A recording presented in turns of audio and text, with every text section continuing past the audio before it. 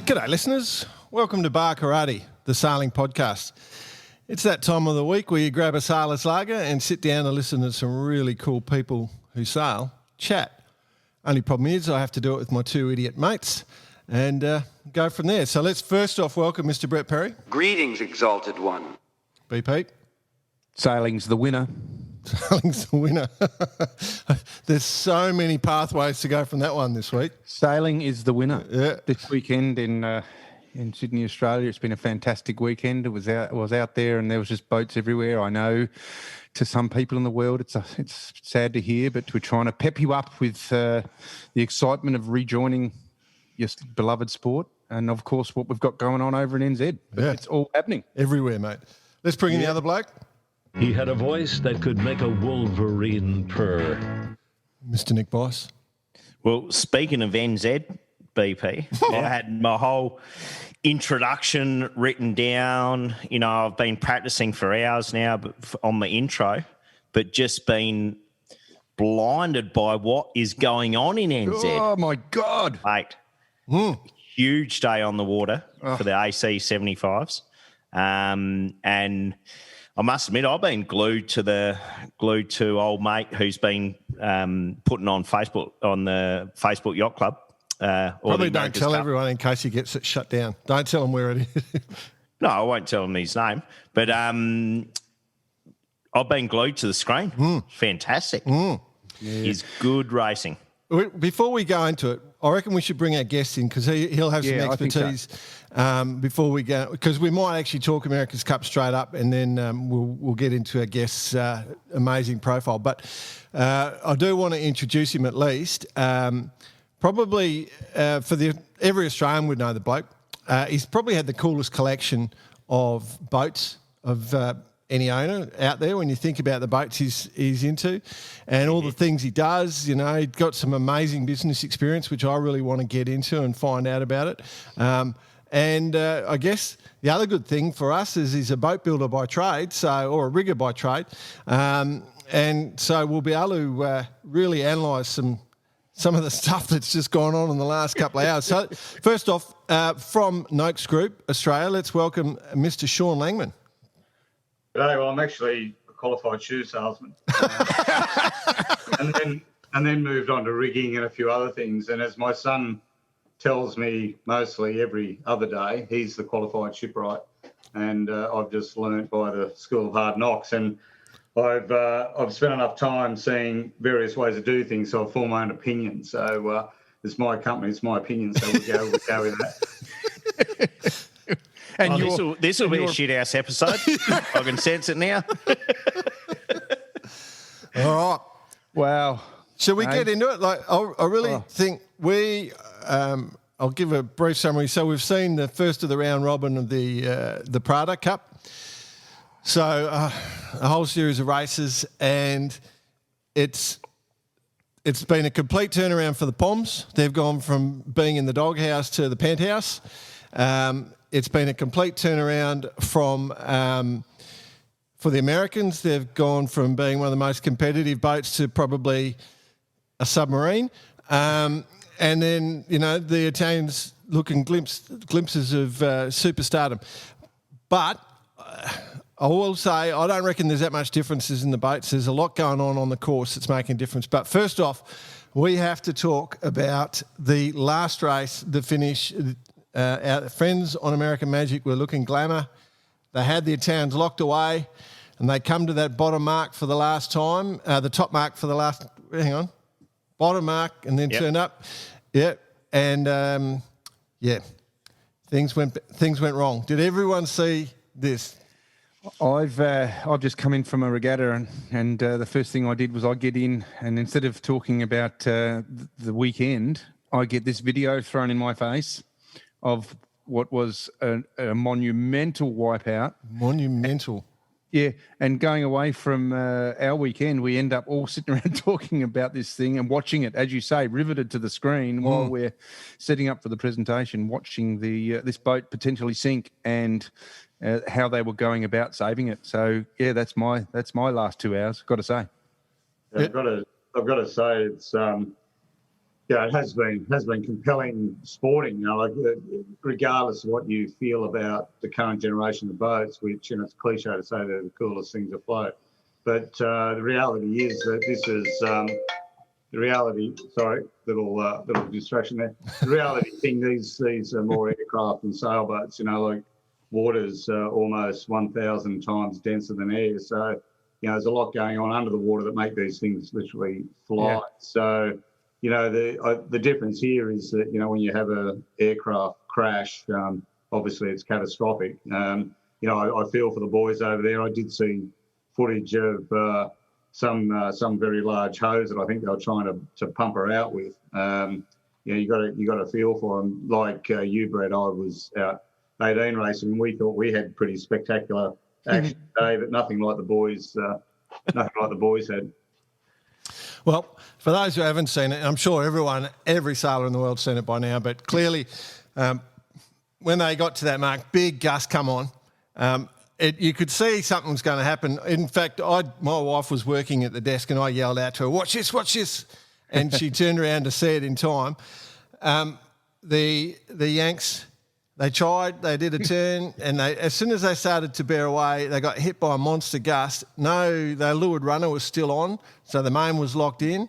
And then she just launched and then over onto her port side and down. And looks like she punched a hole in the side as part of that process. Now, we got two experts on boats there, on building boats, three actually. What happened? How did it break? What's broken? Risey. Well, they're probably not designed to be laying on their side for starters. So whether a hatch popped off and that just filled the hull, or they did actually puncture the hull in one form or another. I think they did. And managed to bring water in. And when you see them launch up and the leeward foil come out of the water and then just slam back down at about 25, 30 degrees angle of hill, I'm guessing the forward structure in the top sides on the in the bow section aren't necessarily built to handle those loads. Certainly if they're flat and they've got that big rib essentially running through the middle of the boat. But it is seeing a load. We're talking about 80, 90 kilometres an hour here. Yeah, and seeing a load that you wouldn't be able to replicate on a computer, put it that way. Sean, what do you reckon, mate? Well, look, we had I haven't seen the footage yet, but it does make me think. Like I mentioned before, like we got a certain ceiling height when you have a foiling sailboat. You know, like when you're flying an aeroplane, you've got from the ground to 1,000, 2,000, 20,000 feet. You know, like you've got a ceiling height before the foils have no lift, and the foils have no lift when they're trying to fly in air. They're designed to fly in water, so it changes the parameters quite a lot. Some years back with our Orma 60 Team Australia, we were launched in a big southerly off Sydney Heads, heading to Queensland, and we went full foil down. And I mentioned to the guys at the time we're doing 42 knots, and I said, wouldn't it be great to have, one, not own this thing, have a rescue ship and a helicopter out here. We'd have a whole lot of fun. And then just as I said that, the leeward foil broke. As it broke, because it had all enormous lift and the load came off, it punched a hole in the leeward float.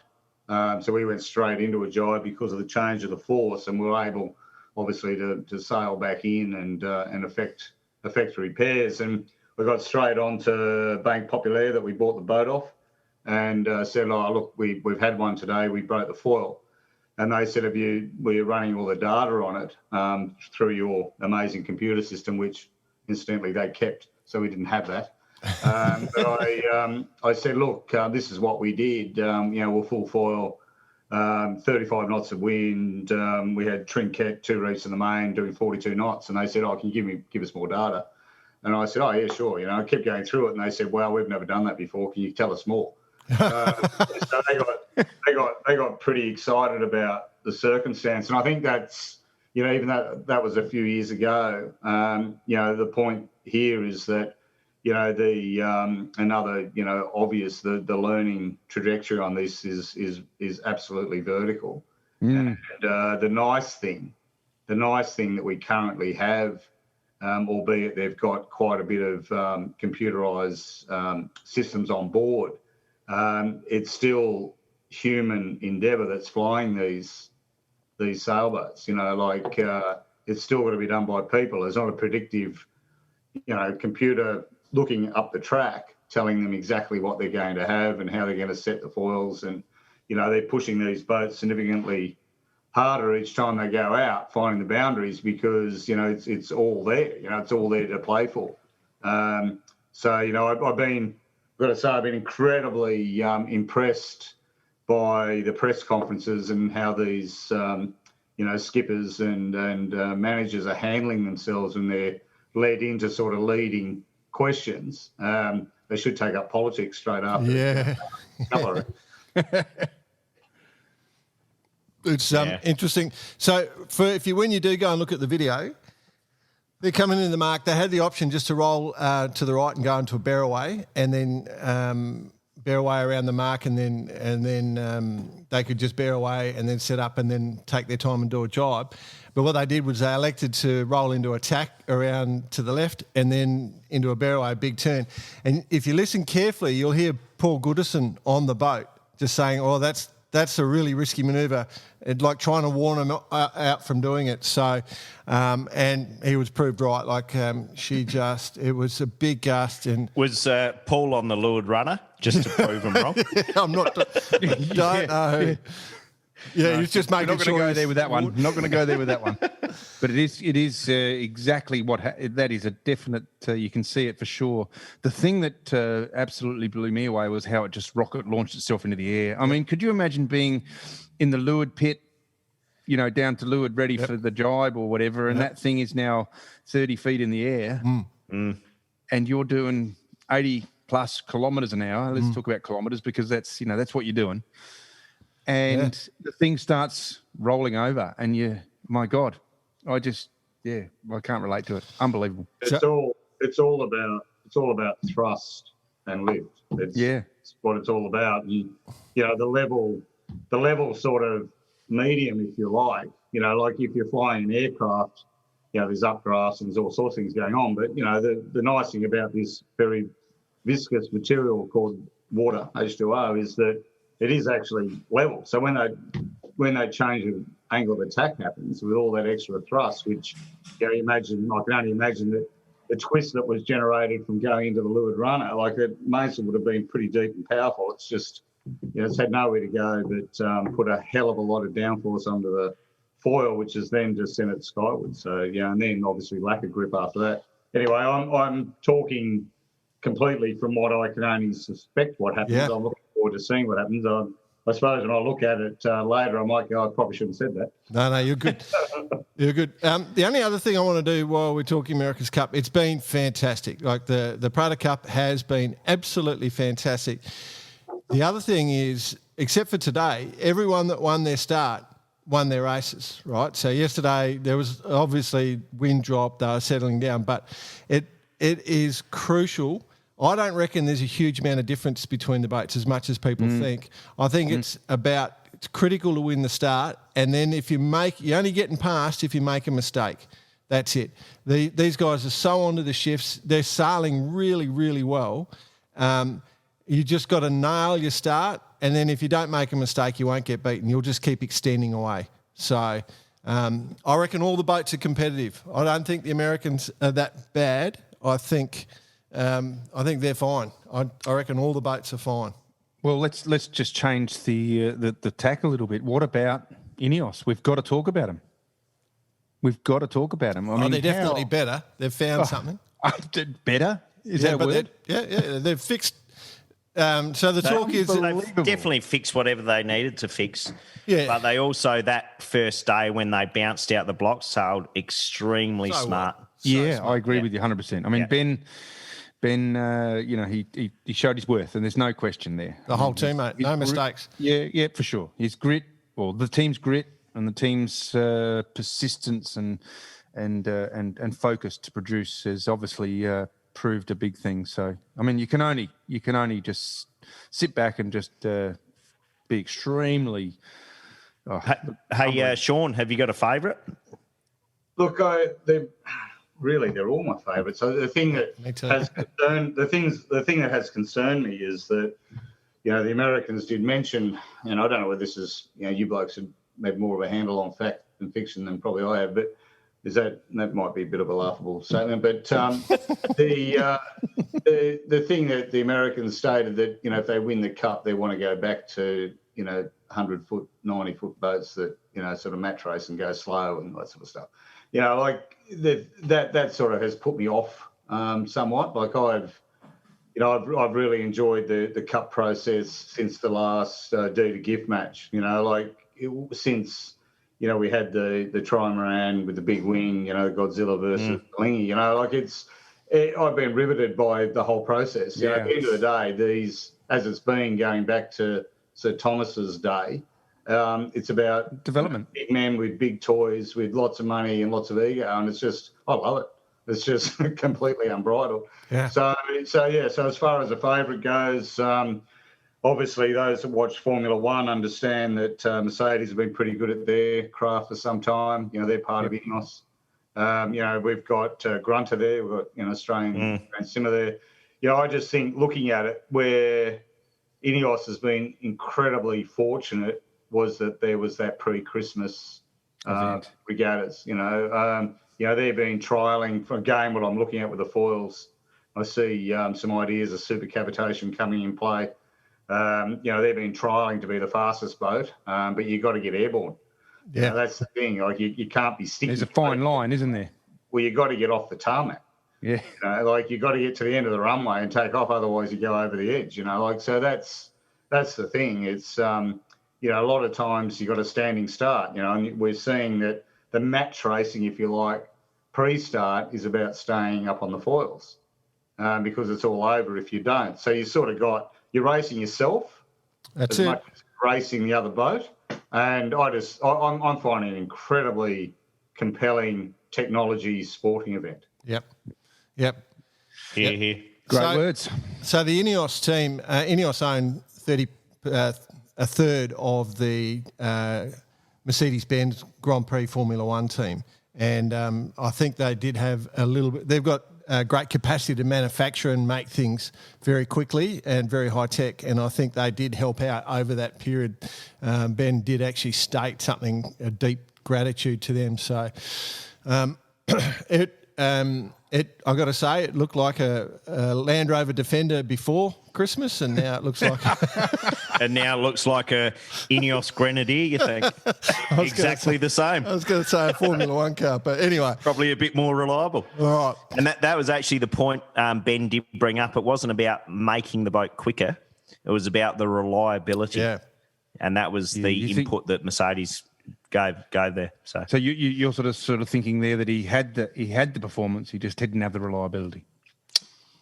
Yeah. To an essence, I mean, he obviously does, because I mean, he knows he's changed the foils. That's one big thing. Yeah, I did see that, but you know, the fact of the matter is that you know, they were honing in on a point, and it looks like they've nailed that point.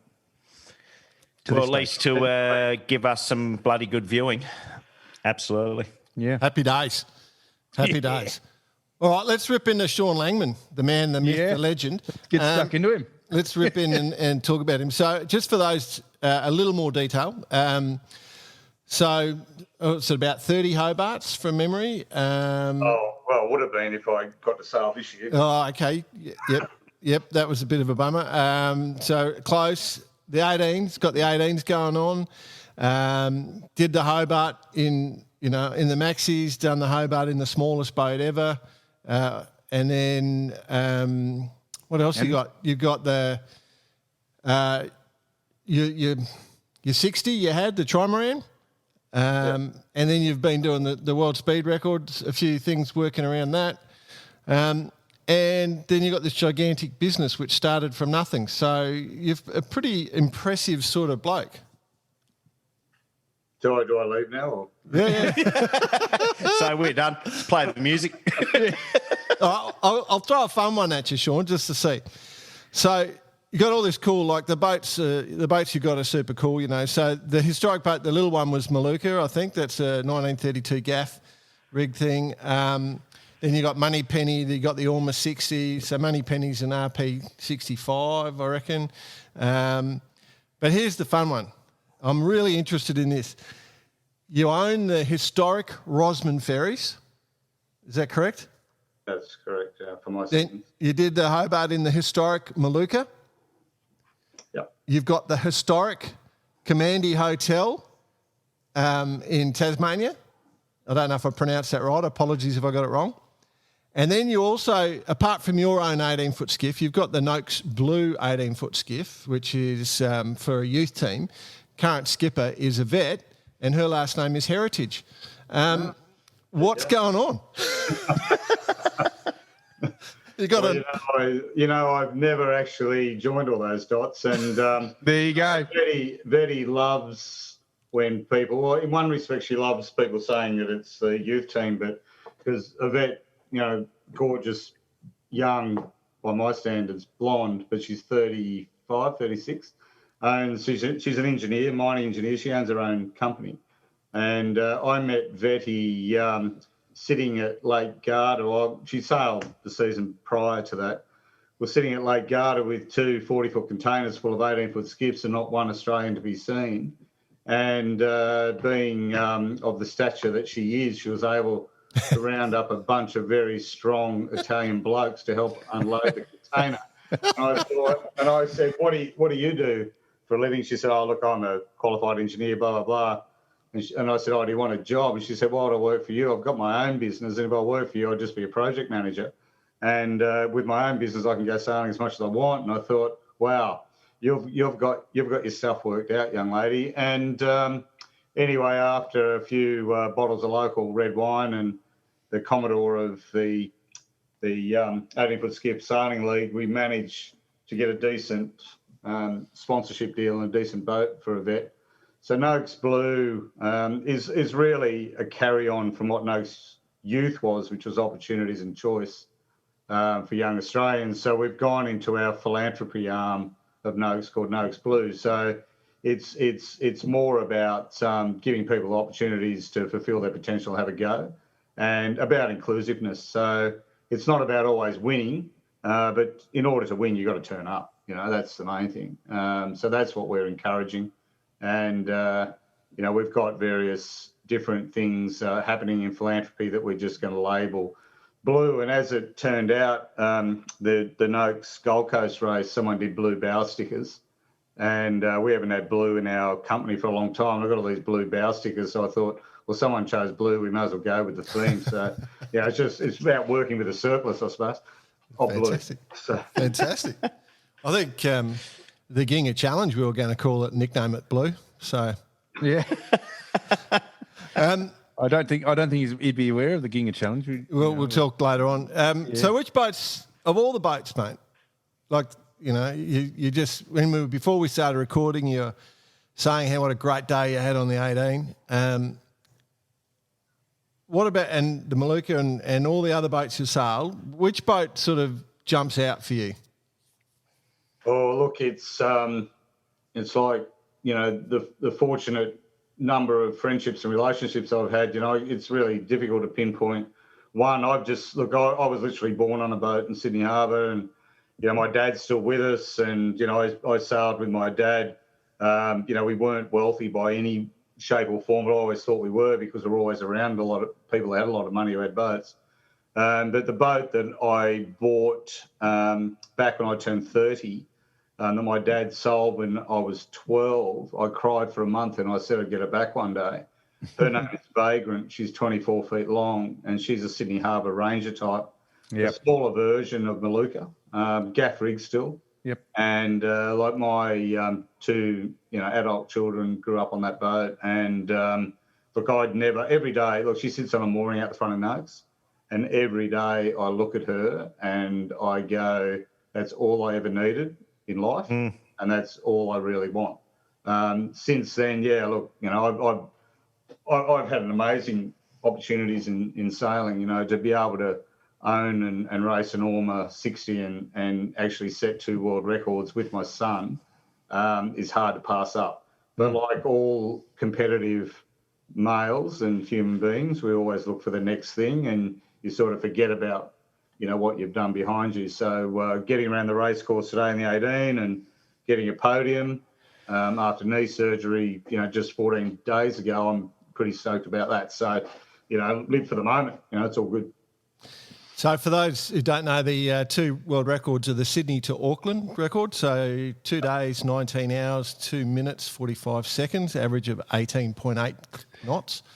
And the Sydney to Hobart. Not bad, is he? He's not bad, is our Jordan with the numbers. In Sydney Hobart, he set a record 29 hours, 52 minutes to go from Sydney to Hobart on the Orma 60. That must have been fun, especially going across to Auckland at that sort of speed.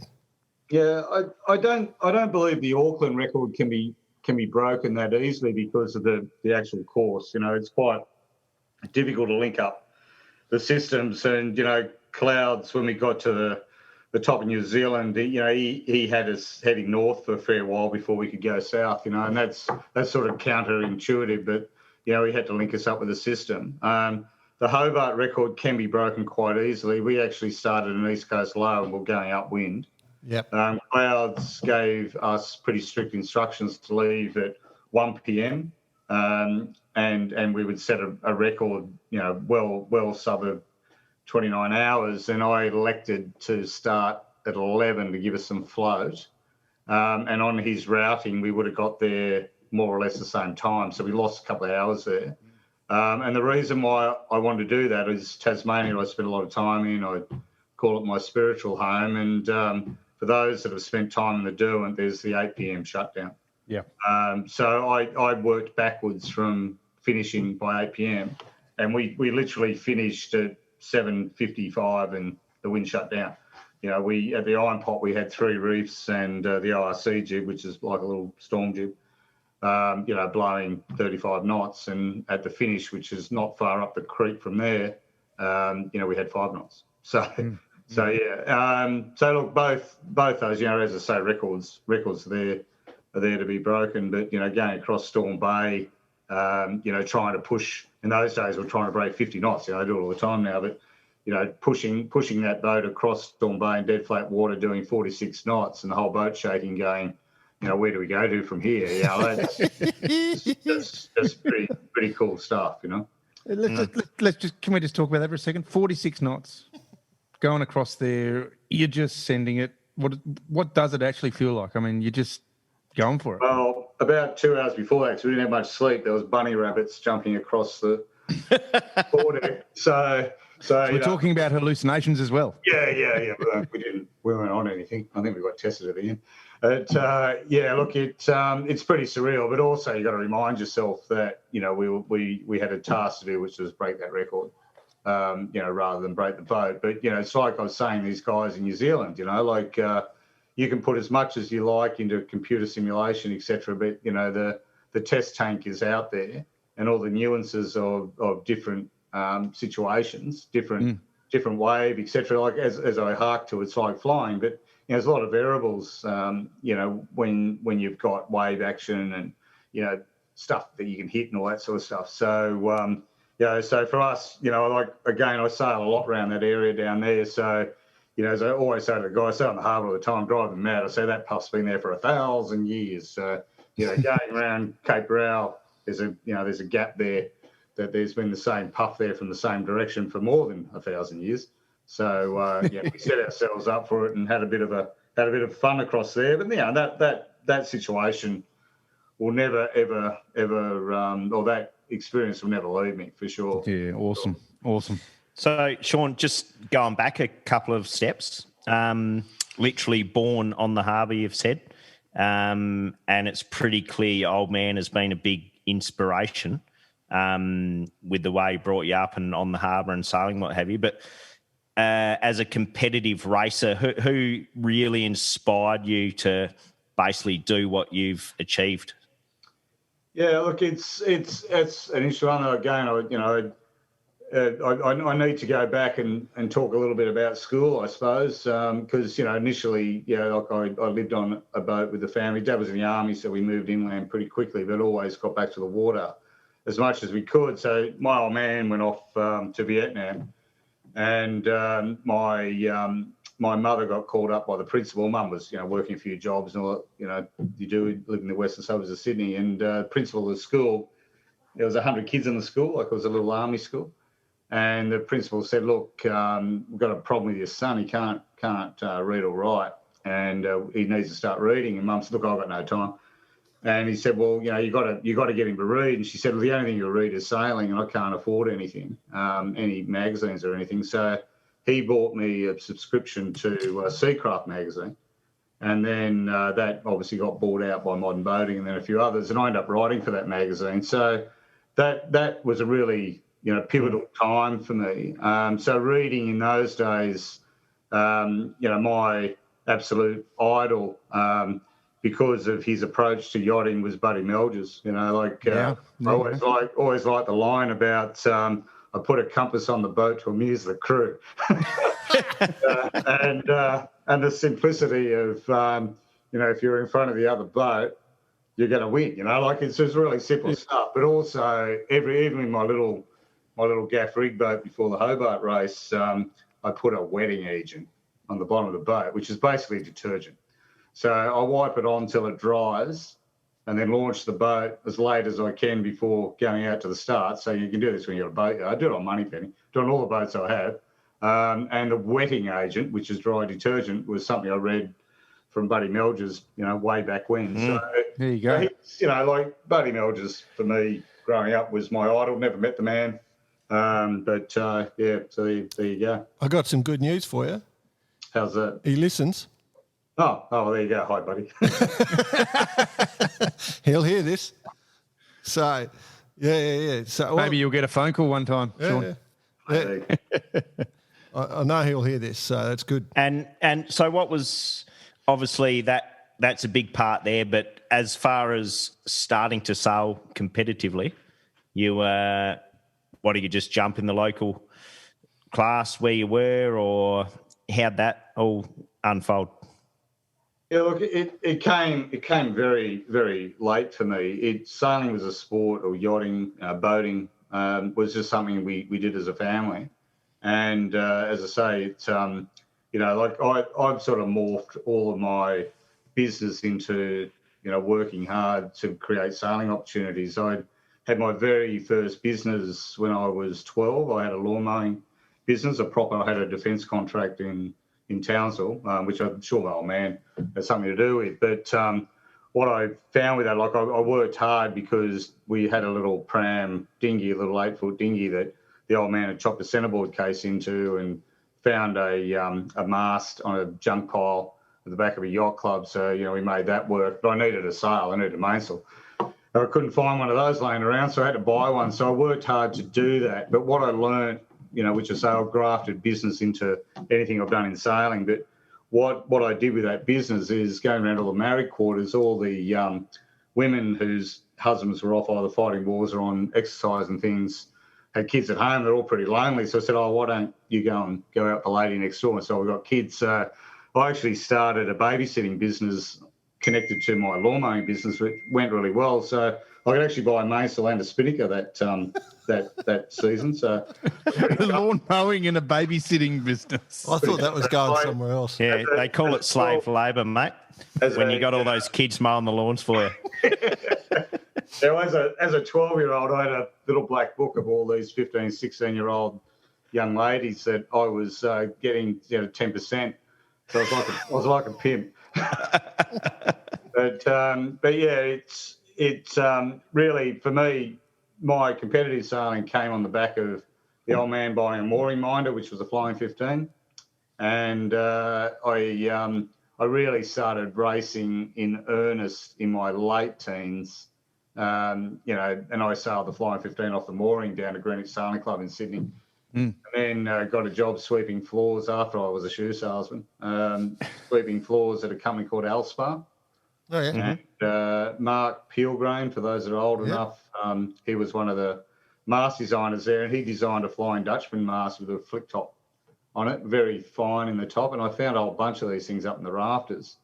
So I asked the boss if I could have one, and he said, if you work some overtime, paint more mast, all that sort of stuff. So I grabbed this mast and put the hounds as low as I could and the spreaders up high, and let the middle fall in and the top lay off. And, you know, worked with Ian Brown when he was a sailmaker, when he got into one design sales. We came up with a pretty funky setup. We took this mooring minder down to Lake Burley Griffin and cleaned up. So then from there on, everything I've done, you know, even Moneypenny, you know, we bought in Newport, sort of sitting out in the boondocks there, Newport, Rhode Island, as a boat that had never performed. And I've just really enjoyed making it work from nothing, you know. So that's one of my passions. And I suppose that's something that, you know, sort of tends to drive you on too, that you think, well, you know, rather than throw just money at the problem, throw a bit of logic and a bit of science at the problem. Very cool. Very cool. I love the passion for the boats, mate. You know, like for what I'm picking up from you is, you know, like you're just single-minded about things. Do you think that is true? Is that true? Look, unfortunately, I always got, you know, I have a conversation with you guys and I'm still thinking about stuff in the back of my head. I'm still thinking about what's happened over in Auckland. So it's just, you know, I tend to have always done that.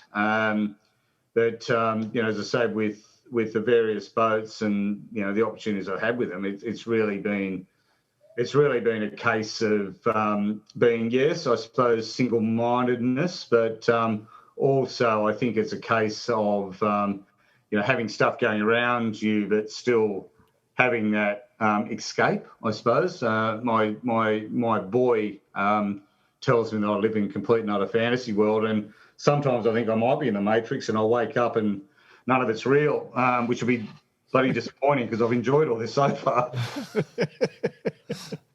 So before Jordan gets into the business side of things, which has been obviously a big part of your life, currently you own Moneypenny, you're campaigning Moneypenny. Which I might add, looks absolutely gorgeous, Sean. Yeah, been quite successful. What's the well, you're obviously rolled up for the Hobart this year, which would have been your 30th. What do we see in the future for Moneypenny? Is that the boat you're going to campaign for the next few years? Look, Moneypenny, I've actually, to be honest, I've ended up sort of having a bit of a love affair with the boat. Like it, you know, as I said, we bought it. Well, I didn't say we bought it for a purpose. We'd won a defence-based contract, which was with a French company called Naval Group. So we were the only Australian tenderer. There were a whole lot of French tenderers, and you know, winning a French tenderer against French yachting it's pretty amazing. It's pretty difficult. So you know, the CEO, the big CEO, not the Australian one, came out from France, and you know, we talked about the Hobart race and what he wanted to achieve, and you know, the goal for Naval Group, who's been awarded one of the largest defence contracts ever for Australia, is to build a whole bunch of submarines, non-nuclear, over a vast number of years for a vast sum of money. So what the CEO of the company wanted to prove is that French and Australian submarine builders could work together. So it was never a sponsorship. It was a contract team building within the company because I was so used to singing for my supper. In my past endeavours, I wanted to push the Naval Group name and have an understanding with the wider Australian community. And to be honest, that was probably a bit of a mistake. I should have just stuck with the mantra that the company, the ethos of what they wanted to do, which was just this internal team building. So we bought her at a very reasonable price on terms, and with a boat that just didn't have a good reputation. I met Harry Dunning in his office in Newport, and he said, well, you know, Sean, that boat's a dog, but you'll work it out, you know. And I think we have now. Like, we've done a significant amount of work to the boat. The boat sails above its rating upwind, absolute witch upwind, but she's struggling downwind. And we tested and trialled right up to the death. You know, the last day that, you know, we knew that it was going to be problematic to do the Hobart race on that Saturday, when the race was called off that night, it was a fairly dirty southerly. And there was two boats out. There was us and Ichiban. And we went well offshore and just did a whole lot of configuration change to the trim of the boat and came back going, well, we hope it's an upwind race because we're still struggling getting the numbers downwind. So since then, I've engaged one of the guys at Rockall Pew to run some of my latest ideas, which are very round numbers. Move the keel back 550, move the rig back 400, move the rudder back 1500, take 500 off the bulb and go down to 250 mil. So, very round numbers. But now I'm going to run some trial certificates, which years gone with my yacht Xena were actually banned from running more than 2 certificates a week because I pretty much thought I'd worked the rule out. So we're running a few, and I should give her up because it's not the type of yachting that I had done. But I do see an opportunity with that length boat to be able to beat TP52s, and especially in a long race. So we're still starting her with 10, which is a small crew. Matt Humphreys that we imported to navigate was great because, Matt said, well, Sean, the thing is you can sail the boat with 10 and normally you'd sail the boat with 16. The difference with 16 and 10 is with 10 you can't hide, right? And that is the reality. Like there's always someone in a big crew that's hiding, and not working. And, if you're in a boat race, you should get off the other end absolutely with nothing in the tank. Correct. Like you've got to give it everything. If you want to enjoy it, for sure, I've done 7 starts, 7 finishes on Maluka in the Hobart race, and I've loved every one. And we managed to win our division once and finish sub-10th 3 times. It's hard, very difficult to win on such a small boat to join all the dots with the weather conditions. But we do sleep delivered on that boat, and we do take a pillow. And as Josh Alexander would tell you, he always reads at least 3 books.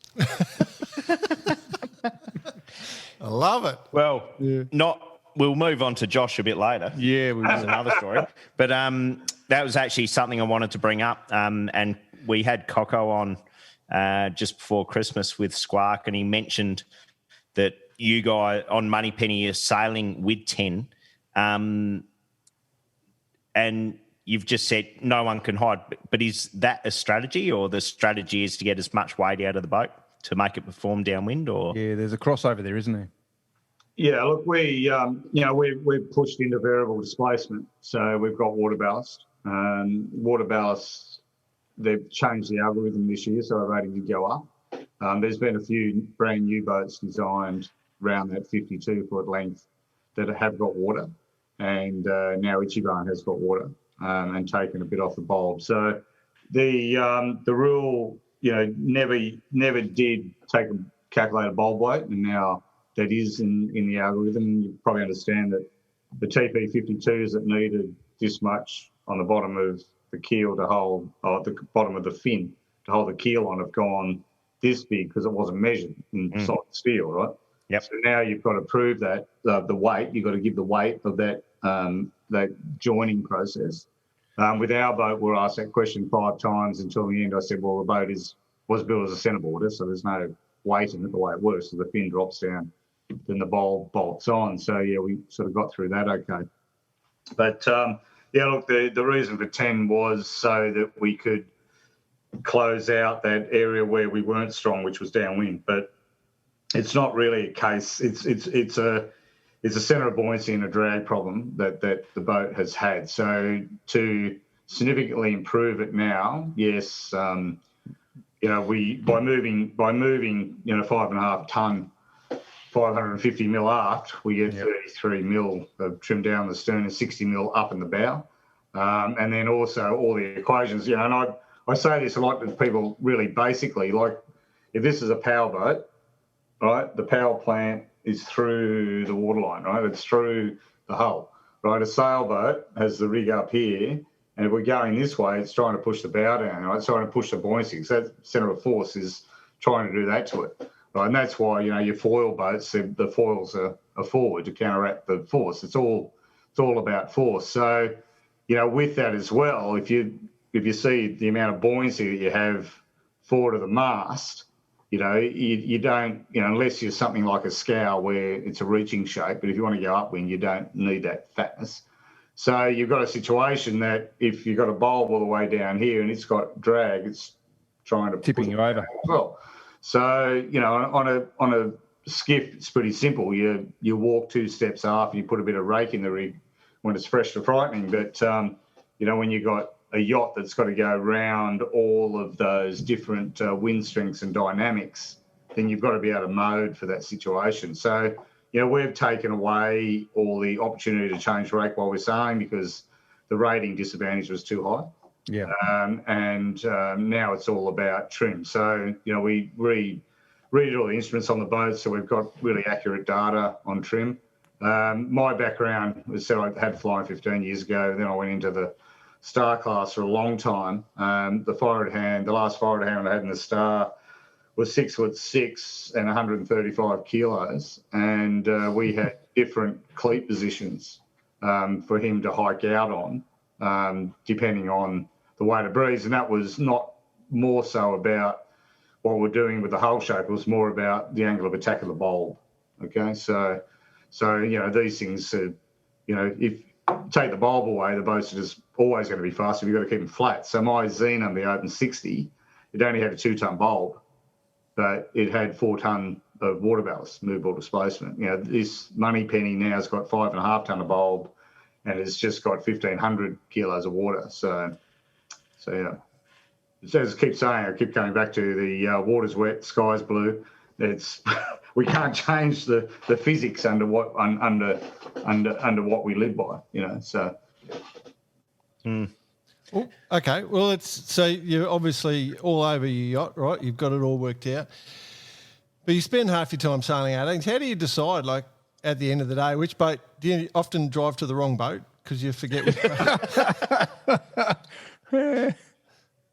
Yeah, I'm really disciplining myself, if that's a word, to put the effort into the 18. I've been really fortunate in the last couple of years. I've had Ed Powers join the team as sheet hand, and got Josh Perensky with the changes at the Olympic Games and etc. I've got JP in the bow. JP stunned the 18 fleet a few years back, where he just arrived with a bit of a shitter of a boat and nearly won the JJs. Just to try my knee out this week, we spent a few hours on Pittwater, and I got in the bow. That hurt. And put JP on the wood, and he's just he's an amazing prodigy. So I'm very fortunate to have those guys, and coming to the end of my 18 career, I've got to put the effort in whilst I have the opportunity with those people, because chances are it won't come around again. Ed's been sort of trapped in Oz with with COVID, and working on his own boat. So they're pros, so they'll tell you they'll love you a long time. So that goes with it. But at the end of the day, they're hungry and they work hard on the boat, through the week, etc. So the 18 is my focus. We are fairly late on coming on pace. We've swum more than we've won this year, but we're slowly getting it together. So the next 8 weeks for me is as much time on the water in that campaign. It's well worth mentioning right now. 2 weeks ago, you were in hospital. Yeah, we delayed. I don't know whether you know Musti. Yes. Fit. Yes. I don't know what I can legally call him on your show, but Musti came and joined us just to work in the boatyard, and yep. And I'll just tell you literally, we started training pretty heavily to try and get me fit, and we got a fairly decent hill out the front here of Noakes. And when back in the day when we were fit, we used to do 10 hills and 10 push-ups at the top of the hill, so that's 100 push-ups, just a warm-up. So Musti each afternoon used to say, "Come on, boss, we're going for a run." And as we would run up the street, he'd slap me on the backside and say, "Come on, white boy. Come on, white boy." He pushed me pretty hard, and then I got a little tear in my meniscus, and I thought in my left knee, I thought I could train through it. Physio said that was a pretty silly move, so it just kept getting worse. So in the end, we delayed the surgery until window after the Hobart, and then to get back out in the 18. And Pierre, the physio, he was with a lingy for a while. Again, lucky to have him. He's sort of been trapped here. Nina Curtis, pretty well known. Yep. Lady silver medalist, who became fortunate to have on Moneypenny. So Nina's kept him pretty much trapped in Australia, which is a good thing for Matt. I'm assuming this is our mate Mustafa. Mustafa, correct. Yes, Mustafa, Say g'day for us. Yes, no, he's a good man. Good man. Very funny man. Yeah, so he, Mustafa broke me, and now Pierre's putting me back together. Mustafa broke me, and Pierre's putting me back together. Not the only thing Mustafa's broken, I reckon. Yeah, he's a bit of a test rig, isn't he, old Musty? Yeah. Yeah. Well, Okay. So in all, the operate or the surgery or whatever you want to call it was a success, and we're talking 2 weeks, and today you're back out in the 18. I mean, it's a pretty amazing story in itself. Well, Pierre reckons it's all the work he did to me pre-op, but the other thing that Ed Powers had me doing, and I will admit it, internationally, I've been going to Pilates. God, I thought best thing in the world. I thought Pilates was some ladies that sipped champagne, ate some cheese, had a Pilates, and pranced around. Did a couple of stretches. I gotta say it hurts. So I'm doing that a couple of days a week, and I suppose a good thing about that, like I've never been one to go to the gym, but doing the Pilates, I've got a few mirrors around the place. You got to have a look at yourself. So, I don't like looking at myself that much, so I've got to get myself sorted out. There's plenty of side benefits of going to Pilates, things to look at. So. Yeah, well, they've actually got me in private sections. So I don't only got to look at yourself. No, we've seen your type before. You're going in the private room. Yeah. Oh, yeah, sure you're here for Pilates. Yeah, righto. Okay. Here's another one. What about your business, mate? Like you started it in 86. It's grown into something quite large. Did you know that when you were starting out? Did you ever think it would end up like what you've got now or not? Oh, look, I think probably the good thing is that I never, other than, sort of working out when I was 12 that, there was other ways that you value add onto your business. So, going from the lawn mowing to the babysitting business as an interconnected business. I ended up a yacht rigger at Alspar. I bought into John Noakes Rigging in 1984. And then John, unfortunately, was ill, and I bought out his half in '86. But being told when you're a young person, in your early 20s, that you're not going to last 6 months gives you a lot of vigour to survive. And I've gone through I've seen a lot of downturns, recessions, depressions, and this is my first pandemic. But it's, I realised it was going to grow. I think the thing is that, as I said, having vagrant out in the mooring and seeing that and saying that's all I ever needed, when you start with nothing and then, the empire has been built up at one stage of 7 boatyards and the hospitality sections of it, it's one of those things when it does get smaller from time to time, just don't panic about it. Like Noakes has never laid anyone off through lack of business, and I'm incredibly proud of that. We've been carried from time to time by some fantastic suppliers. They're all doing pretty well out of us these days, which is great for everybody. But the main thing is that, Noakes has always been a family, right back to when, the very dour Englishman, John Noakes, who didn't come from a hugging family, and I did.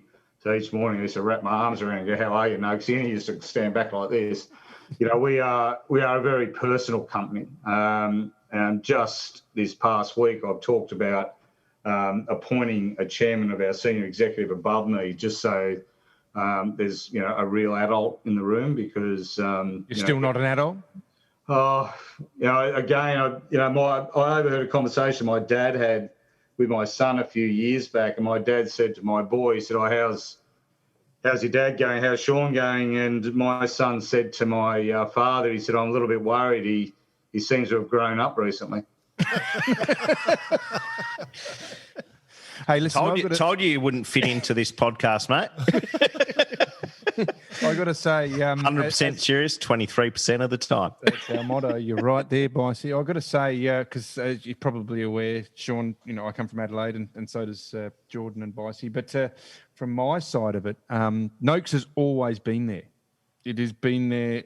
We've come in from Adelaide and we brought our boats there, Secret Men's Business, even going back to the Coca-Cola boat. And the yard has always supported everyone that's come in there, and any question you have and any service you have has always helped out us, and that's probably the thing of the yard is that it has supported yachting. It also supports the harbour, the heritage, as we alluded to before, the ferries, the history, and that's what it's doing right now.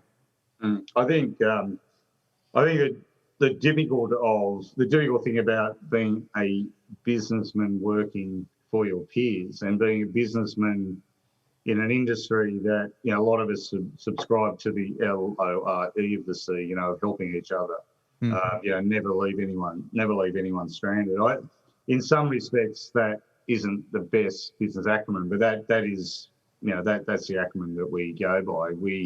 We are struggling with our original development consents here presently with new neighbours, but the reality of that is that the industry has been good to me. There's very few facilities left now in Sydney Harbour. So if we don't fight a good fight.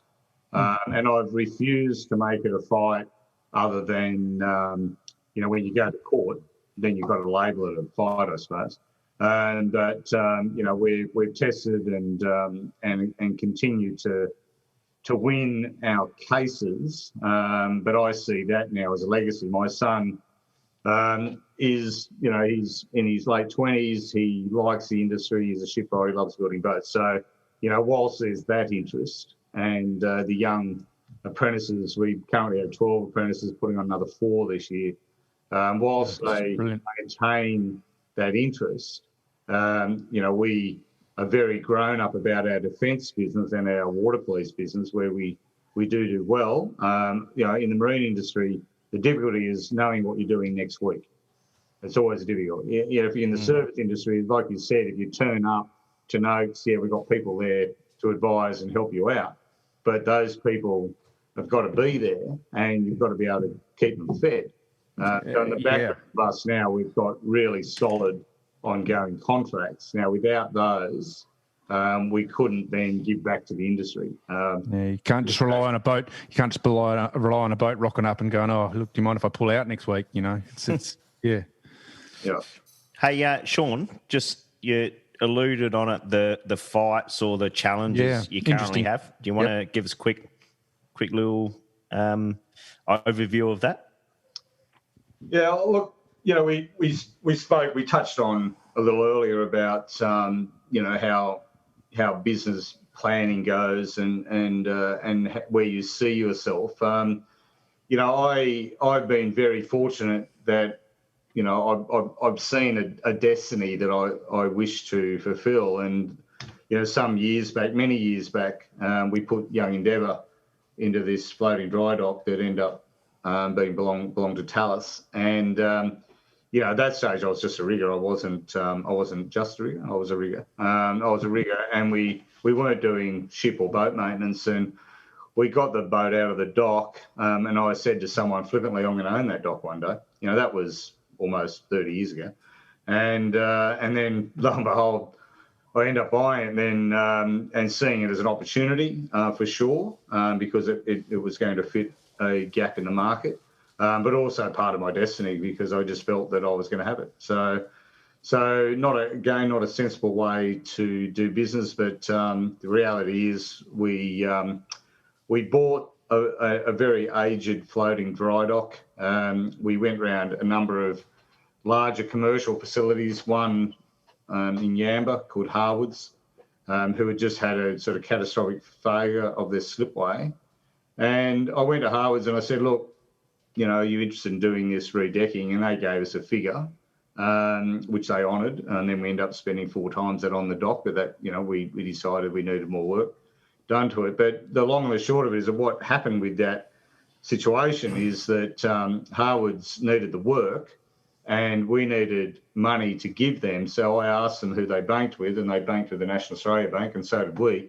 So we sat down with the bank manager and I said, look, if you give me X million dollars, I'm going to give it to him, which is going to keep his 64 workers working, and it'll keep the work in Australia. And the ultimate thing of this is we're going to have a fantastic asset in New South Wales. So that was the vision. And it, the dock fits within our water lease, but unfortunately our neighbours saw it as a massive expansion to what we do, which is boat repair. So, within their rights, we put in DAs. We should not, I think we should have just put in the initial DA, gone for deemed refusal. Very difficult for North Sydney Council to adjudicate on something when so many of their constituents are saying, no, they don't want it, even though the area is zoned as waterfront commercial. So the first thing was to prove that the water lease should be within either New South Wales Maritime, which is what they're called today, Transport New South Wales, whether it fits there or whether the council actually can adjudicate on the water. So I wanted to see that through. Otherwise, a yacht club or a Sea Scouts or a rowing club or anything wouldn't have any rights to just perform what's under their development consent. So we went through that. It's been fairly harsh. You may have seen some say no to Noakes sites. Yep. Stupidly, I did my best to answer the questions. And you got to understand, it's like two different religions. It's like completely differing cultures. I think about it's this sort of weirdly off the subject, but I think on the subject that, with my business in Tasmania, when it became very popular for Chinese tourists, they used to get on the plane with a face mask on, and I used to think that was really rude and really weird. But now I understand that what their culture was that they had a cold and they wanted to protect others, right? So, it's understanding of that. Now, I've done my best to explain to the people that live around us about the culture of having a shipyard that started in 1853, and our quest is to get to 2053, 200 years of continuous boat building and repair in a very young country. So that's why I see it as a fight worth fighting. And with this comes another level of environmental compliance. We were the first approved EPA boatyard in New South Wales. As it stands now with the Clean Water Act, which is a national act, we're the only yard in Tasmania that follows all those procedures. So down there in southern Tasmania, they call me a greenie. In North Sydney, they reckon I'm murdering dolphins. So it's, as I said, you try to explain it the best you can, but at the end of the day, sometimes the only course of action is to go through the court process. And, the courts, that's it. That's the system under which, we run our society. So, that's the way it has to be. So, this is an immense whole other side of what you're going through with your business. Obviously, you've got to keep your business floating. You've got to pay your staff. You've got to keep your marketing. You've got to keep all this thing happening. And now you've got this going on the side. Is it a major distraction, or is it something you've got people working on? As I said, Brett, I've got Vagrant out in the morning. I can look at it. I don't sail enough. And today I went out and I've got a third in the 18. So it's many years ago, my wife said, if he has a good race on Sunday, he'll be happy for the week, and you work twice as hard. She knows you well. Well, if it's any consolation, Sean, I'm sure everyone of your neighbours will be listening to Barkarati, the sailing podcast. So you've just given them your best.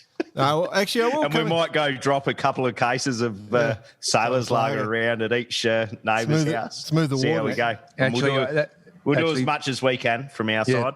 Absolutely. Hang on. I just want to get on record. For one, you're not paying us for this episode. We're not getting any money out of you. So this is just genuine chat among mates. So just let's get that on the record.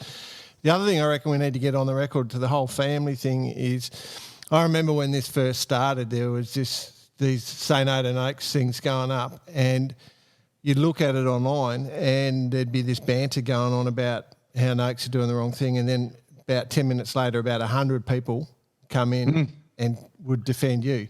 It was the least ineffective protest I've seen. So you've obviously got plenty of supporters out there, users of the waterways who have, they come in and if there's any online banter, there's more than enough people standing up for you, probably overwhelmingly. So, yeah.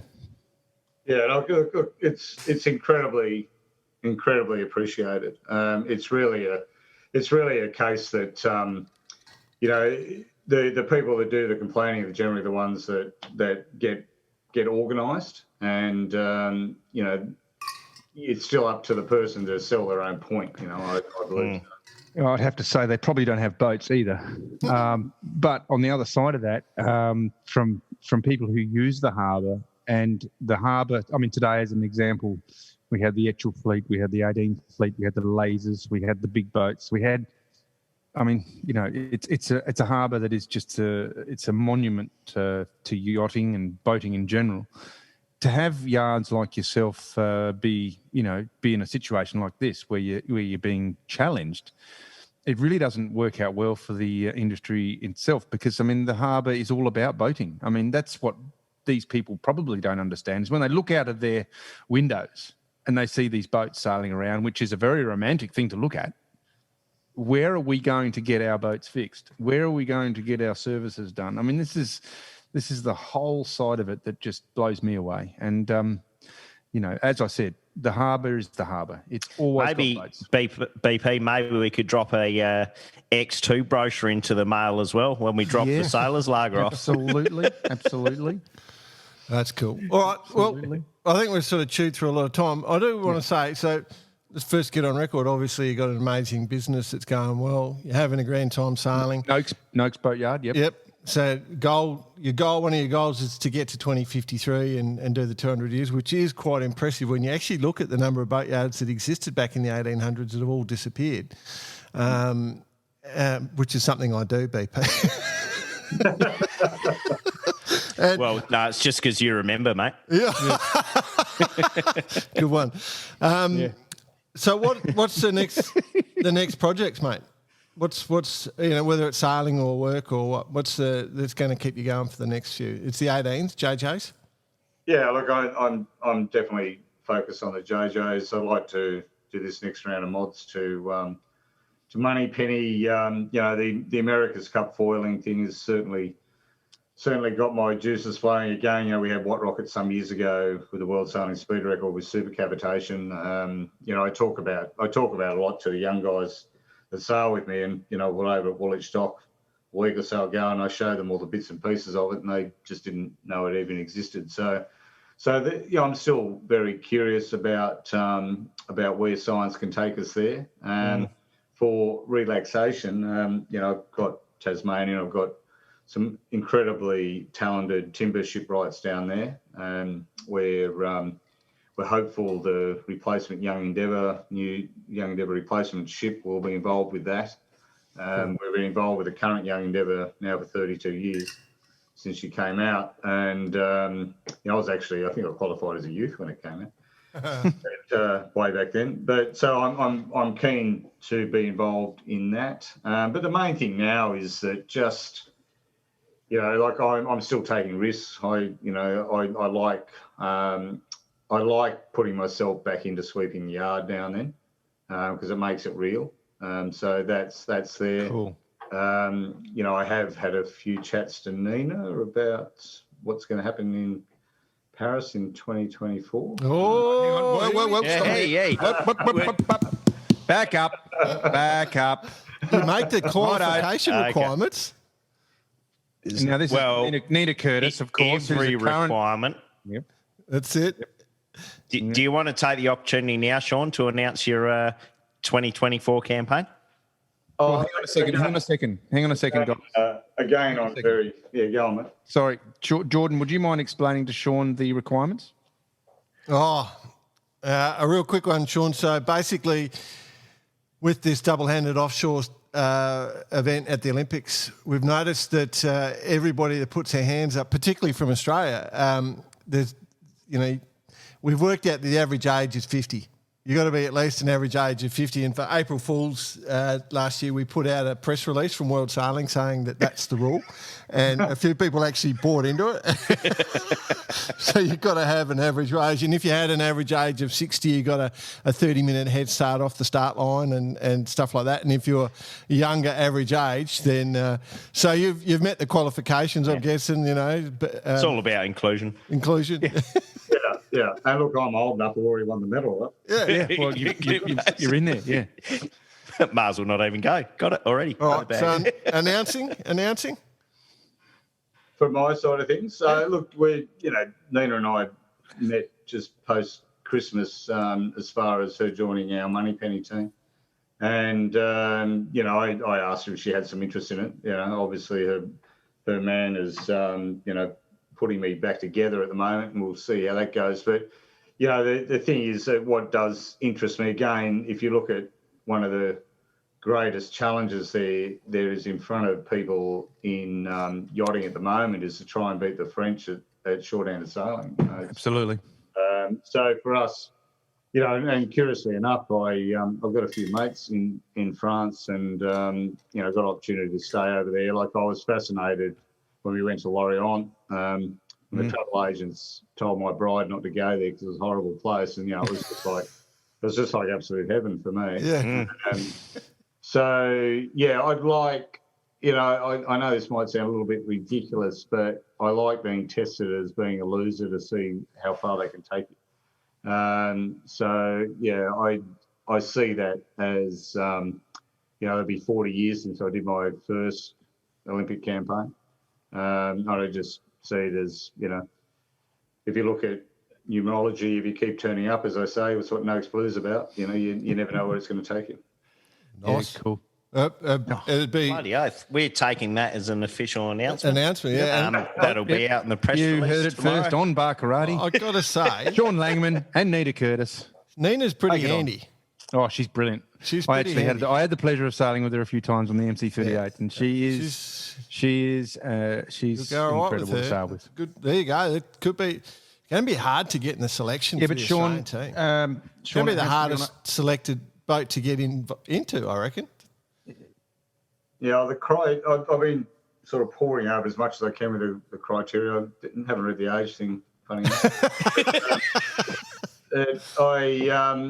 I realise, so it's going to be country supplied equipment. They're not announcing that till pretty late. Every nation, like as far as pre-selection goes, every continent is going to have a team. That's already sort of cast in stone. So Australia is going to get a shot at this. Yeah. And then each country obviously has their qualification processes, which, I've done a number of Olympic campaigns. The last one I did was for 2000 as a 38-year-old in the 49, and knowing full well that I wasn't going to get there, but I wanted to do my best to help Chris Nicholson get there. So, we worked very hard with Chris, and at one stage we were ranked 4th in the world. And, that, again, being part of that process was fantastic. And did some amazing sailing. Actually, I got one for you for the America's Cup because I was telling some kids last night because my mate Francesco Bruni was having a bit of a chat, and I said to the kids, I said, "So you listen to this man speaking?" I said, "Yes, he sounds funny." I said, "Yeah, he's Italian." I said, many years ago, I was sailing 49ers, and I had this trailer. I was sponsored by Prudential, and we had this. It was actually an ex sort of NASCAR trailer, so it was enclosed thing. So we could fit 3 boats in it, 2 49ers on the inside and one on the top. And we travelled around Australia with this setup, and we were doing pretty well. Anyway, so we had the sail Melbourne regatta out of Blackrock and Sandringham, and this bloke who I saw every day for 4 months constantly, this Italian guy, came up to me and he says, "Oh, how much money to take my boat to Sydney, put it on top," because he knew we only had 2 boats, we'd take 3. And I said, "Oh, I'm Sean. What's your name?" He said, "Oh, I'm Francesco Bruni." I said, "Oh, that's nice. So nice to meet you." And he said, "Oh, well, how much money?" And I said, "I do it for free." He actually said good morning to me once.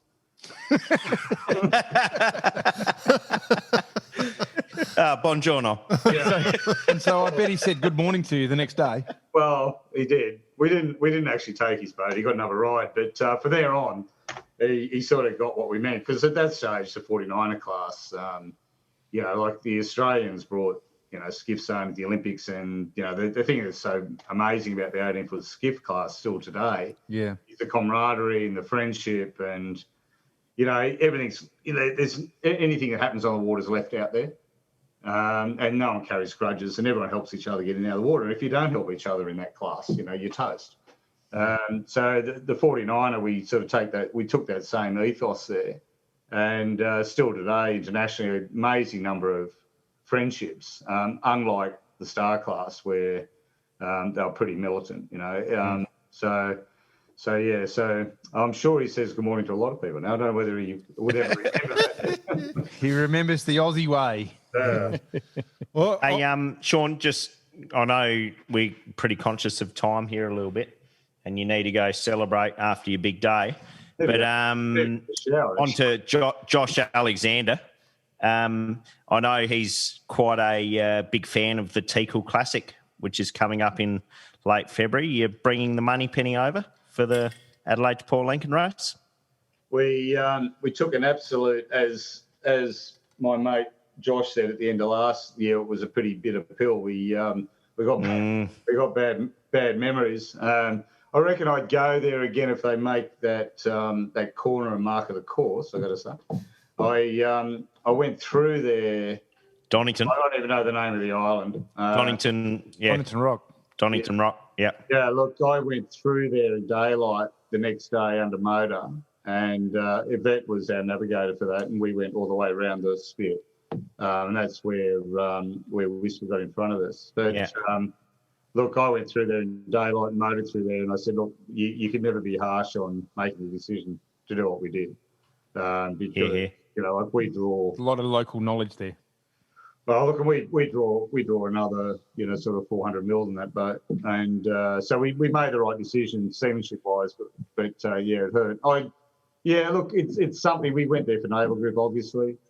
Facilities are difficult for a big boat, but for sure, as I said, now and then you've got to be beaten to realise how much you want to win. So we'll be back, but it won't be this time around. We're not allowed in the place anyway. When we went down there actually to get the boat back, we took one of our very old vehicles, and I just said, look, you just have to leave it there. Surprisingly, 6 months later, it still had its wheels attached. So very honest people down there, like. Promise you, it's not in my driveway.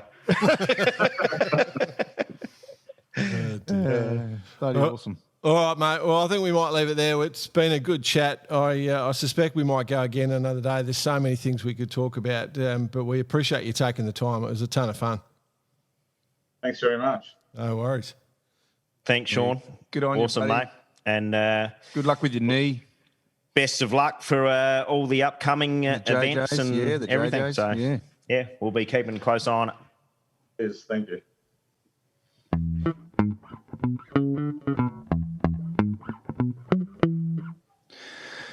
An absolute legend on the harbour is Sean Langman. His devotion to the boating industry and to sailing in general is second to none. And also, I mentioned, I sort of touched on it, how he supports everyone. If you come to him in the boatyard from outside of Sydney, he's more than happy to help you and, make sure things get done. I mean, that's the type of person he is, as he did mention. So, a pleasure to have him on and to support him, and obviously a good sailor to boot. I mean, he's a legend. I saw him out there today on the 18, and he's up there. He's always in the top 5. And just to confirm, you're in the Etchell. Just had a bit of time to look around, did you? Well, yeah, you've got a bit of time. You've got a bit of time when you're in 5 knots. Love it. Cool. To tell you the truth, we were going upwind to the top mark, and they were coming downwind from out of Rose Bay, and so we had to look. Yep. We had heaps on, and then the lasers. I'll just mention quickly on that, Jules. We've got BP's done a stack of interviews. They didn't have the Nationals, so this is a New South Wales. The Clayton's Nationals. The Clayton's Nationals. Yeah, the not Nationals. So what we might do is do a little bit of a midweek release. What a great idea. And a bit of a discussion about that regatta. Just so we'll do a little short episode midweek with all that information. And you said, I haven't listened to all the interviews yet, BP, but you said they're pretty funny and some good stuff there. Oh, look, it's like I said, I won't go through too much of it now. 31 boats. Unfortunately, it wasn't a Nationals because we couldn't, the interstate people couldn't come here because of the rules. But, we still had 31 boats and tight racing, great conditions. And, let's do a midweek. All right. Speaking of funny things, we got an email from a bloke called... Did we? Yes, we got an email from a bloke called Stephen Brayshaw. Oh, Stephen Brayshaw. Yes. Our Ronstan man. Ronstan, mate. As we all know, we have a love affair with all our suppliers out there. That's why we don't take sponsorship money, so we don't burn our friendships with all of them. We're very close with all. But, Bicey, have you got his email nearby, or should I do it? I do have it. Go for it, Bicey. I'm looking forward to it. Go for it. Shit, I was just reading through it before, and it's like there's some classic bits here. One big thing we've tried to do with this show is we want more banter. Okay. And this has solid banter. All right. So can I just say one thing? I haven't heard this, and both of you are laughing. Yep. Yeah. So go for it. Shall I read the bits in brackets, Jordan? Or I'll take out the bits that... Yeah, there's some bits you should leave out. Hey, boys, hope all's well with you. Still loving the show, except for blah, blah, blah. That bloke seemed like a massive knob. All right, well, I'm going to have to look up this email because I'm lost. So I start reading this and I just start laughing straight away. My favourite of late has been the Ryan Brymeyer. Loved how open he was and didn't hold back. You have to get... I've got to just add to that. I have had so many calls about that episode, and BP, I mean, everyone loves just how direct Ryan was. So that was a good one. Keep going. Yeah. You have to get Ashby on soon. He's not very busy at the moment, so I'm sure he has the time. Plus, he'll be just slightly more entertaining than somebody else. Episode X. Also, Tom Burton be great. The forgotten Olympic gold medalist. Matty Chu and I could give you heaps of dirt on him. Oh. So this is it. So when Secret Pro comes in, when Tommy's on, you'll know where it's from. There's been too much of a Hark and Love fest going on of late with you boys. So it's time to swing that love back to the best yachting hardware brand. Stephen Brayshaw, Ronson. BP, you're going to kick yourself for going with what you've done. And see what we're coming out in the middle of the year. It's a game changer, especially for short-handed. Anyway, so this is where what we're getting to.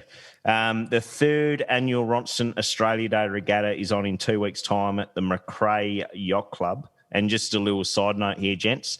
When we launched our first batch of Sailors Lager, Stephen was one of the first to support us, and he will be stocking Barkarati Sailors Lager at this upcoming event. So it's McRae Yacht Club, also known as God's Country, 23rd of Jan through to the 26th of Jan. Entry is very cheap for 4 days of racing, up to 12 races. So far, this is at the time of writing, 70 boats entered. Wow. Just checking because he's sending me literally live updates on how many people have entered or how many boats for that matter. And the final number, 160.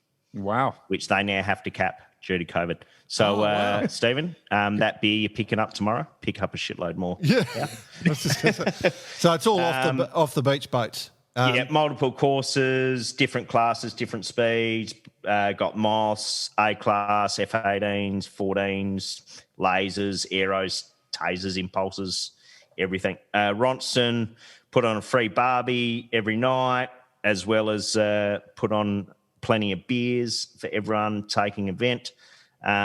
So it's just, again, first of all, Stephen and Ronson, congratulations on putting on such an event, getting more people out on the water.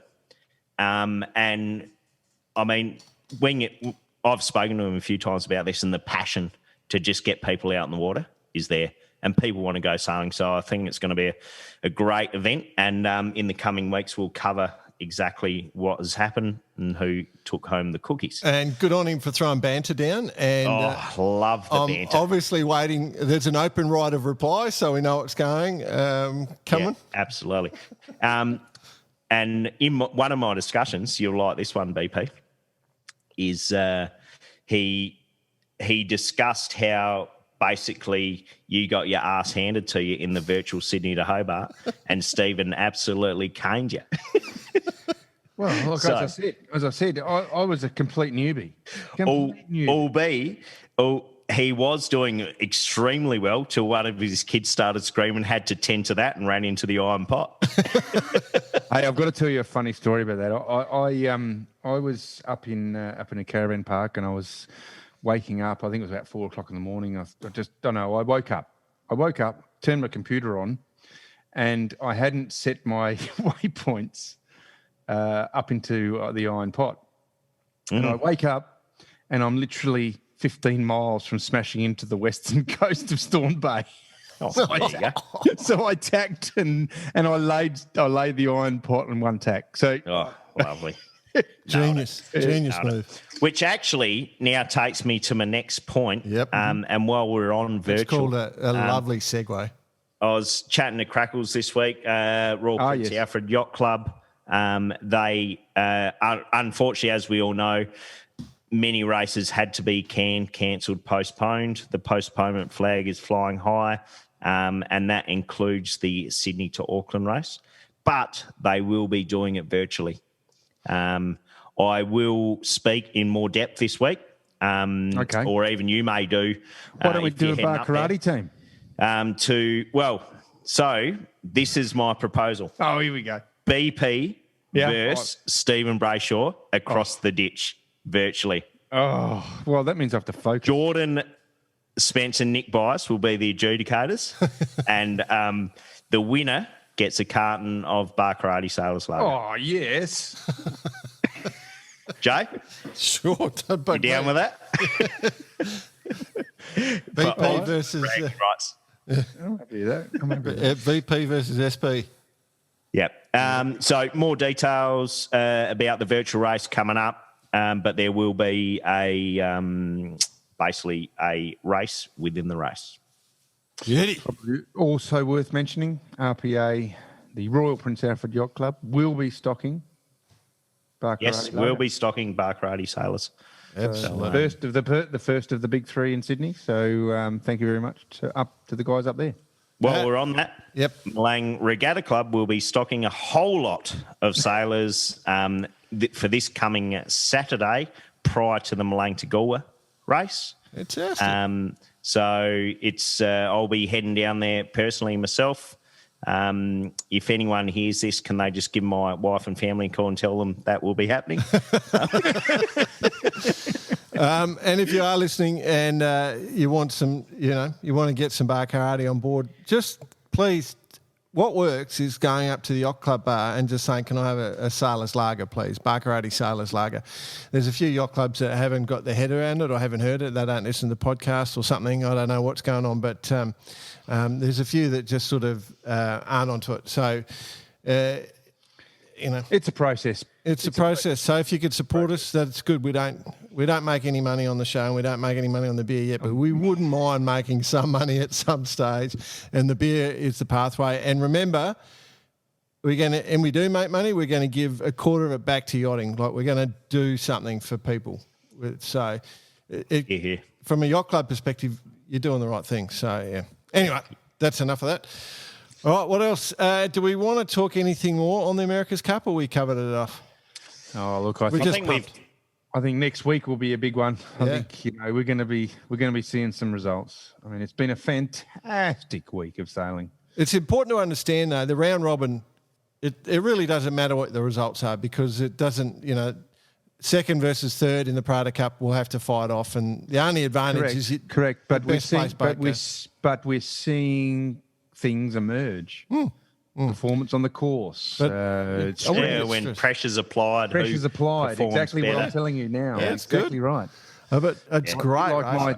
Bit like my day to day. It's a great event. Great event. Anyway, all right. Well, so we're pumped up and loving it just as much as everyone else is. And let's hope our friends in America, the US team, the American Magic team sailing the Patriot, let's hope they can get that boat together. And Tyson, obviously the boat captain, to Tyson's wife and kids, bad luck this week. You're not going to see him for a while. I was only at the squadron today, the Royal Yacht Squadron at Kirribilli today, and I said, my mate Tyson is the boat captain of that boat, and I know that he's running around yapping, going nuts right now. I could just imagine him. I mean, it's a horrible thing position to be put in. I don't question it, but good luck to him. I've mentioned it before on the show, but these are the moments that are going to define a team. Absolutely. And these are actually the fun bits. Whilst it's like head down right now, at the end of it all, it's going to be, remember when we almost sunk? Yeah. And we came back. Hey, listen, we've got to give nothing but positive thoughts to them. It can happen to any of those boats. I mean, that's a fact. That's how it is. All right. And it's happened to America. So let's get on there. Let's get on the bandwagon and support them and get them back on the racetrack in the next few days. Yep. Yeah. Vendee Globe. Oh my God! Mate. Now we haven't even touched on that this week. Well, nothing's happened. It's been so quiet. 87% of the race done. The top 9 boats are within 200 nautical miles of each other. It's just nuts. It's insane. The top 9 boats. So as we're recording this, Charlie Dallin in Ep88 is at the front by top 6. 5 boats are within 70 miles. Exactly. It's just nuts. Well, it's nuts. To the finish, 70 mile. And that's in perfect conditions. That's 2 hours of sailing, 3 hours of sailing. It's insane. It's insane. So Louis Burton has come through and he led for a while. Our mate Boris, right there in the top 3, and Boris is going extremely well. Yes. If you look at yachting, I just love it. Thomas Riont is absolutely flying at the moment. So he's got pressure on and he's smoking across the water faster than anyone around him. So he might I have to say, I'm sorry, I haven't actually looked at today or yesterday. How is our Pip Hare and how is the boats must be catching around the corner. They must be coming up as well. Yep. Everyone's sort of charging along. It is pretty good. So Pip's currently 17th. She's got the go slows on at the moment, but so is everyone around where she is. So they're just into a bit of a hole. She's 2,600 nautical miles back at the moment. So Jeremy Bayou in Shirelle has got up to 14th. Amazing. Who's the top female at the moment? So it's Clarice, I think. Yeah, Clarice female. Yeah, so she's right there. So Clarice in 12th, and she's smoking along, but not going straight at the finish. So anyway, it's exciting. It is very, very exciting. We've actually got a very big week in yachting. Yep, huge. Because you know what else is going on? It's huge. These guys are just heading up past the most easterly point of Brazil. So if you know your map of South America, that's sort of where they've gone past now. You know what's been coming the other way though? At full noise. Jules Verne. Yeah, Gitana. Edmund de Rothschild, is it 17, I think we're up to on that thing? She's smoking back down the other way and is going for the Jules Verne record. Been going for a week now, just over a week. Currently sits 300 nautical miles ahead of the record. Wow. So they'd be happy with their call to re-establish things. And I wonder... also going through the most trickiest part. And a fleet full of Imoca 60s as well. Like she's literally going straight through them, because they're all on the coast just off South America, and she's coming down that same coast. I wonder if when they pass, if it's morning or night, whether they change from bonjour to bonsoir. You idiot. Oh, dear. Well, we know that. Hey, guys. Awesome. What's up? That's it? Awesome. All good. Yep, We're that's done, it. aren't That's it us. for Yeah, no. It's as you said, BP, been a busy week this week, insane week. And I'm loving it. Well, Absolutely say- loving it. I got to say the episode probably went a bit longer because of what happened today. I mean, that's just breaking news. I mean, to have that boat go through what they've gone through. Good one. The team real gone funny through one, what mate. they've gone Yeah. through. Breaking news. You know how important that news was? How important? We pushed back and we haven't mentioned till now that it's the birthday for the 505s. It's 67 years old this week. So, I mean, that we would have normally led with that, obviously, as being the most important thing. But, wow. Do you remember the day when she was born, Jordan? Yeah. Actually, it must be pretty close to the same day you were born, Jordan. You idiots. Yeah. You idiots. You know what I like about you two? Nah. Nothing. Nothing. Heard that before. Oh, dear. Righto. On that note, play the There you go. tunes. Sam? All right. Great work, team. And look out for the midweek special where we do a bit of etchel talking. So make sure you've had a good sleep beforehand because, you know, it can be boring. Be a bit of a snooze. BP's dark now. I'm never dark. All right. See you, everyone. Buddy. Bye.